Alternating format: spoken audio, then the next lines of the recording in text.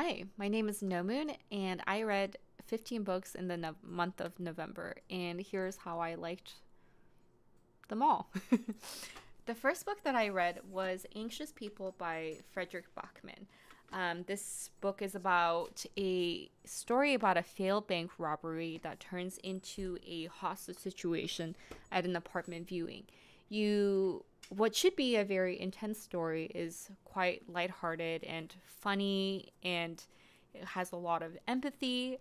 You learn tidbits about everyone, their flaws and their greatness, and I think it comes together beautifully towards the end. I really liked how the story was about people coming together to do the right thing. I gave this book a strong 4.25 out of 5. The second book I read was 0 Days by Ruth Ware. Jack and her husband Gabe are usually hired by companies to do one thing, which isn't to break into them and find their weak points. After a job one day, she comes home to find that her husband was murdered, and very soon she also figures out that she is being framed for this murder. To uncover the truth about her husband's murder, she goes into hiding and from the police to figure out what happened. I gave this book a 3 out of 5. I thought while it was enjoyable, some of the events in this book are not very realistic. And the some of the decisions that Jack decides to make are quite frustrating. So, also the ending, I thought they gave it a very realistic ending, which doesn't make sense because the whole book wasn't very realistic at that point. I feel like it would have been a better book if they just went for the more of the satisfying ending. Einstein.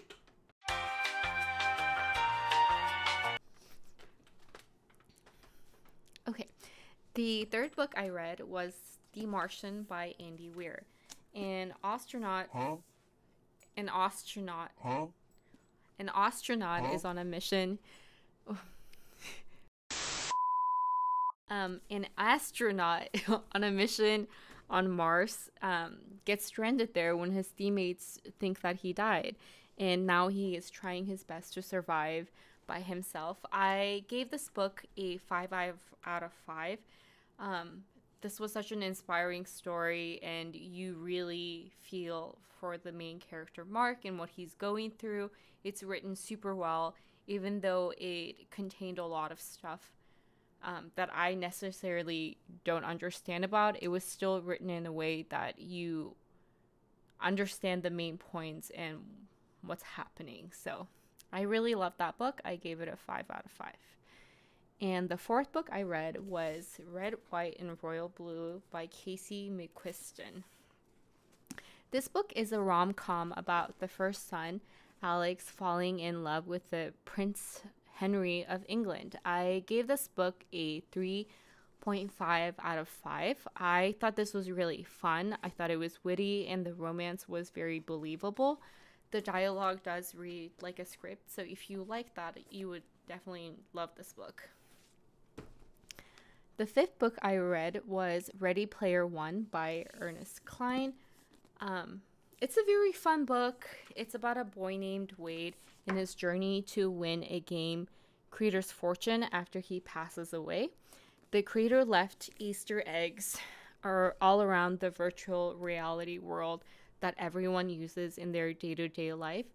And he's just trying to solve it all before everyone else. And this is kind of interesting because the fortune is about I think something crazy. I might be wrong here, but $240 billion, or it's an insane life-changing amount of money. So obviously a lot of people are trying to get here, and some people or organization is even willing to kill for this. So it's a very exciting story. I thought the book did a great job of the world building and showing what the future or the year 2045 would look like. It was a very good book. I did give this a 4 out of 5. I thought there was a lot of 80s and 90s reference built into the book, and I think it would have been a 5 out of 5 star for me if I was just a little bit more into the 80s and the 90s, because some of the references they make were a little bit lost on me. But overall, it was still a really good book. And the sixth book that I read was Practical Magic by Alice Hoffman. Sally and Jillian are sisters who are raised by their aunts after their parents pass away at a young age, and all four of them, the aunts and the sisters, are kind of shunned by the townspeople because they think that they are witches and they have magical abilities, which they do. This affects the two sisters in different ways. Sally becomes more reserved and she wants to fit in, while Jillian is just like, oh, okay, well, if you don't accept me, that's okay. And she's just kind of one more of the wilder sister, and she decides to run away from the town.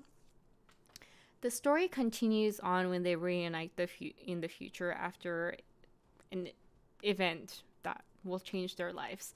I loved the book. I thought it was very magical. I loved how they showed like sisterhood and like female friendships and family and love. I gave that book a 4.25 out of 5.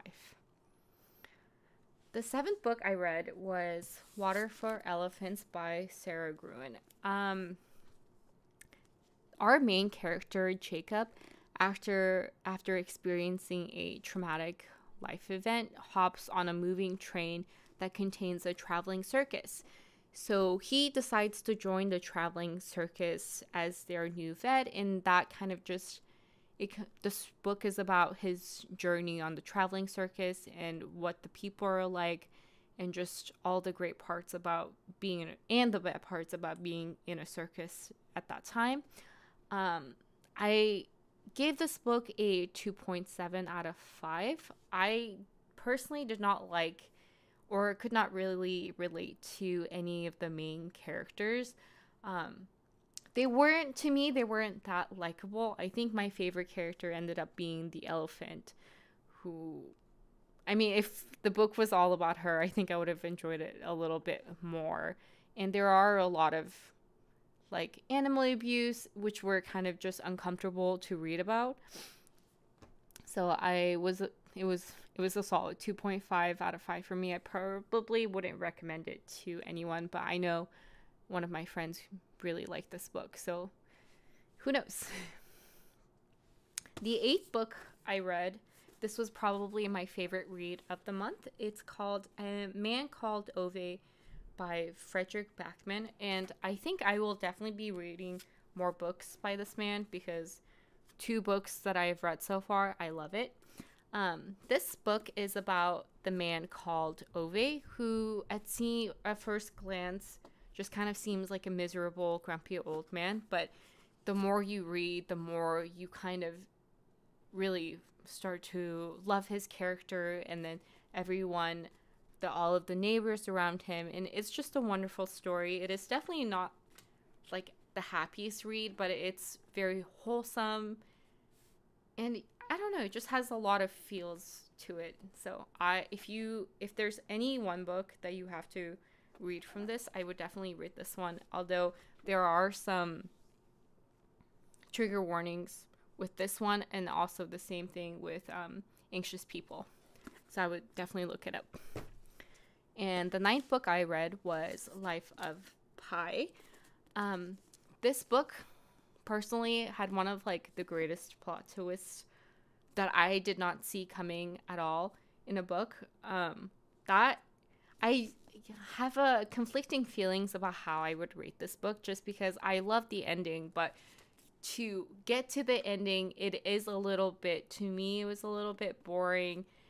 And it was, I mean, you're reading about a man being stranded on an ocean for like very long time, so there isn't a lot that can happen, but it is interesting enough where you want to keep reading on. But I felt like it does provide a lot of like context that it might be kind of broken down into smaller chapters, but This book is about a man called Pi, and he gets stranded in the ocean.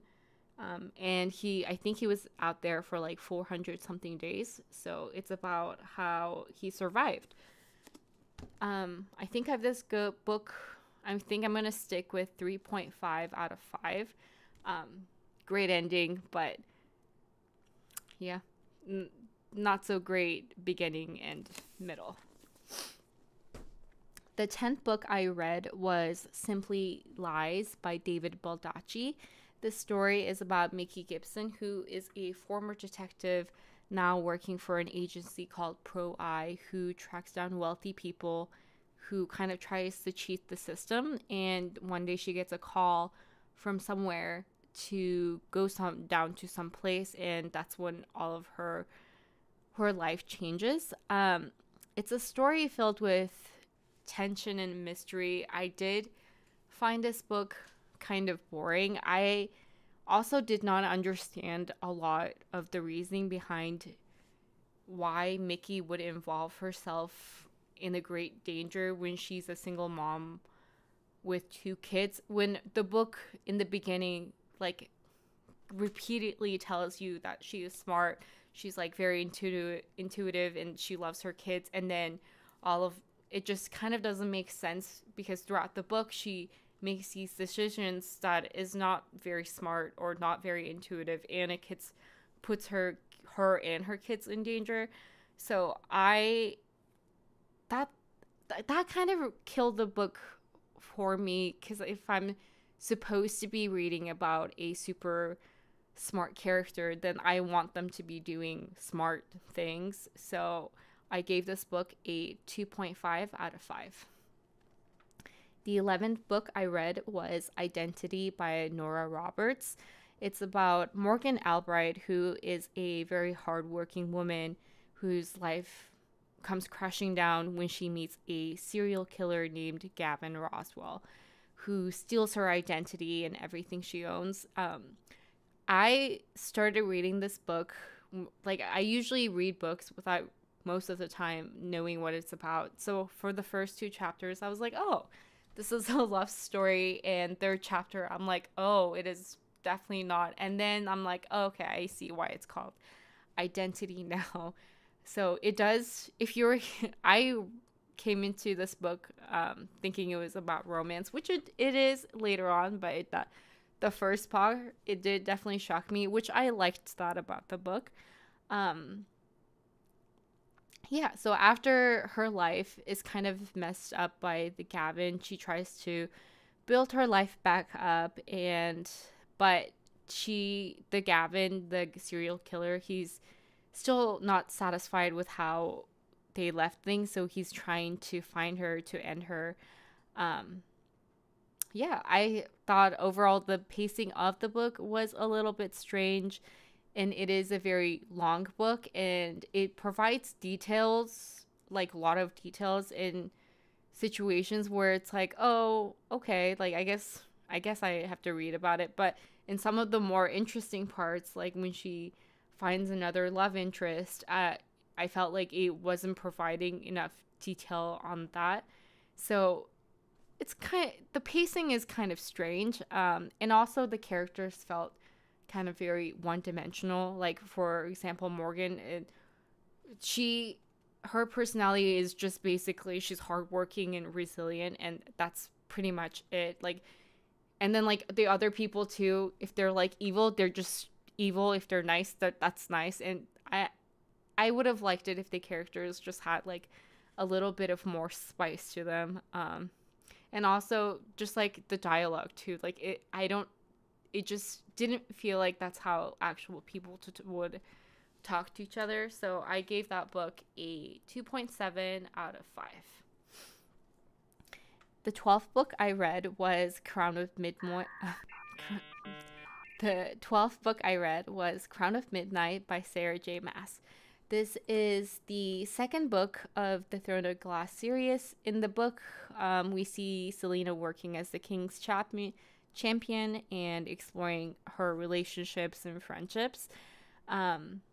although threatened by like the king to do his bidding, she's still trying to do the right thing, and she discovers people who are trying to rise against the king, and she has to make decisions about her friendships and relationships and uncover truths on the way.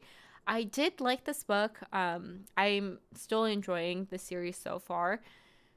Uh,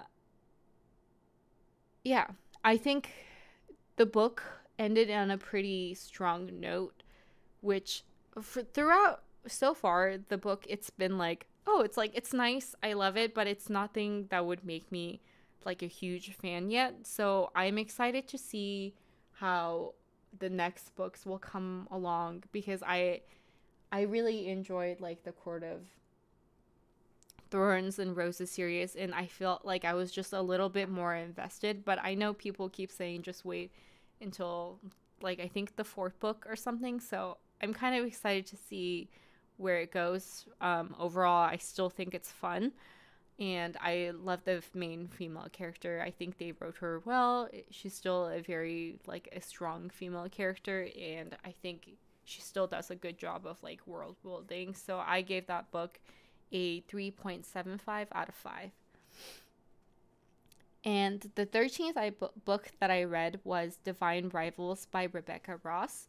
Divine Rivals is about two rival journalists who are vying for the same position at a newspaper company. And also at the same time, there's a war against gods that's taking place. I gave this book a 3 out of 5. I know this is a very popular book, but much as I like the writing style and the characters, I just felt like story and plot wise, not a lot was happening. It wasn't like, I guess I kind of went into this book just expecting a lot more, like to be on like the War of God side, and how that is just that I don't know. I didn't really go on a lot of that. I think it was like pushed kind of little back, put a little back.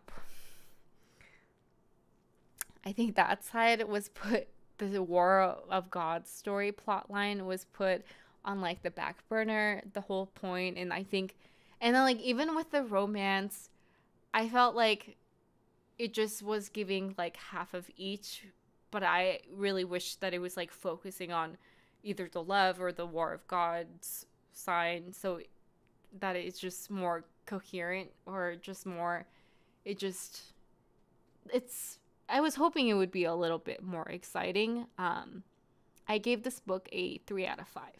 The 14th book I read was The Final Girls by Riley Sager. This book is about a girl named Quincy who is a survivor from a traumatic event that left all of her friends dead in the woods. It's been years since that incident, and she's been living a relatively quiet life.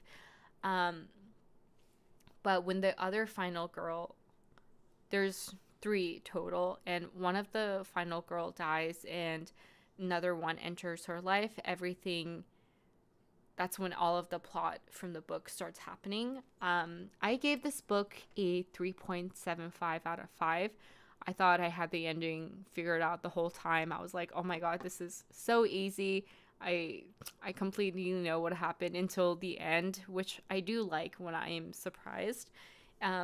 Overall, it was enjoyable and thrilling. I did find, I'm not sure if this is a theme with his books, but I feel like he writes the main characters to be slightly frustrating.